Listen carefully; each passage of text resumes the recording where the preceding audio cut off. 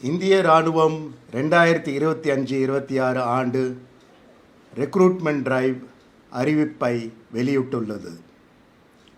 அக்குறிப்பில் அக்னிபத் திட்டத்தின் ஆண் மற்றும் பெண் கேண்டிடேட்ஸ் விண்ணப்பதிவாளர்கள் சேர்க்க அழைக்கின்றது.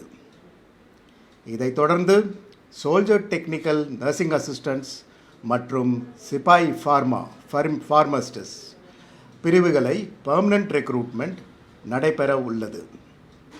இந்த ரெக்ரூட்மெண்ட் நோட்டீஸ் ஆட்சேர்ப்பு விண்ணப்ப பதிவு மார்ச் 12ஆம் தேதி முதல் ஏப்ரல் 10ஆம் தேதி வரை நடைபெறுகிறது. ஆன்லைன் தேர்வுகள் ஜூன் மாதம் நடத்தப்படும். அக்னிவீர்களாக தேர்ந்தெடுக்கும் ஆட்கள் 4 ஆண்டுகள் சேவை செய்ய உள்ளனர். அவர்கள் மாத சம்பளமாக ரூபாய் 30,000 முதல் தொடங்கி வருடந்தோறும் அதிகரிக்கிறது. 4 ஆண்டுகள் சேவை முடிந்தபின் ரூபாய் 10,04,000 ரூபாய் சேவா நிதி தொகை வழங்கப்படும். இது அவர்களுக்கு எதிர்கால வாழ்விற்கு நிதி ஆதாரமாக அமையும்.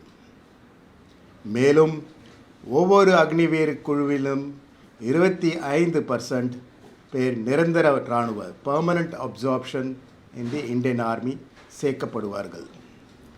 சோல்ஜர் டெக்னிக்கல் நர்சிங் அசிஸ்டண்ட் மற்றும் சிப்பாய் ஃபார்மசிஸ்ட் பிரிவுகளில் நேரடியாக நிரந்தர இராணுவ பணியில் சேர்க்கப்படுவார்கள்.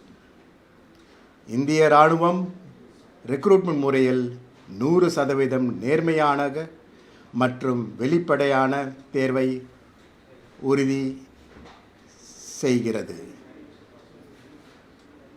இது ஒரு டிரான்ஸ்பரண்ட் சிஸ்டம்.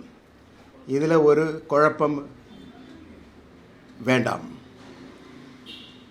நீங்கள் இராணுவத்தில் சேர்வதற்காக ஆர்வமான இருக்கணும். இது வெறும் வேலை இல்லை, தேசத்திற்காக உங்களை அர்ப்பணிக்க ஒரு பொன்னான வாய்ப்பு. ஜெய் ஹிந்த்.